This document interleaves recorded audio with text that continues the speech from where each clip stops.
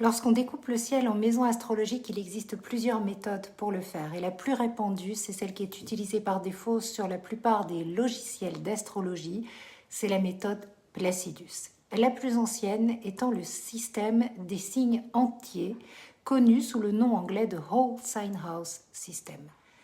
Tout d'abord, pour les novices, qu'est-ce qu'une maison en astrologie ?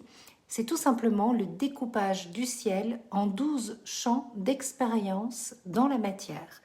Ces champs d'expérience de la vie humaine, de la vie sur Terre, tels que la personnalité, les relations, la carrière, la santé, sont représentés dans ce découpage.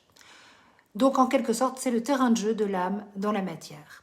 L'approche simple et puissante du Whole Sign House System résonne vraiment comme une évidence, car dans ce système, les signes sont liés aux maisons dans un ordre régulier, de sorte que si vous avez par exemple un ascendant à 17 Gémeaux, eh bien la maison 1 va débuter à 0 degré de ce signe, soit à 0 degré Gémeaux, la maison 2 à 0 degré Cancer, la 3 à 0 Lion, et ainsi de suite. Dans le système Placidus, il est possible d'avoir des maisons de taille supérieure à 30 degrés et l'ascendant commence la maison 1. Ce système est basé sur un facteur de temps et sur la vitesse des planètes dans le ciel.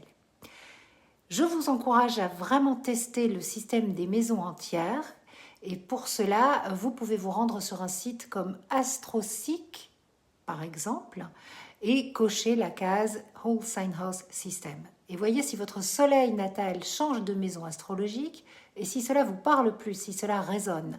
Faites de même avec votre lune et ensuite avec les autres planètes. Vous allez voir, c'est bluffant.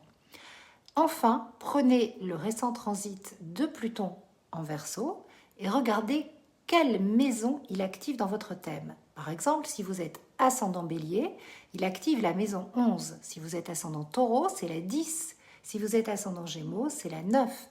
Si vous êtes ascendant Cancer, c'est la 8. Et si vous êtes ascendant Lion, c'est la 7. Je vous mets la légende en dessous avec un bref résumé pour que vous puissiez tester et voir si cela résonne.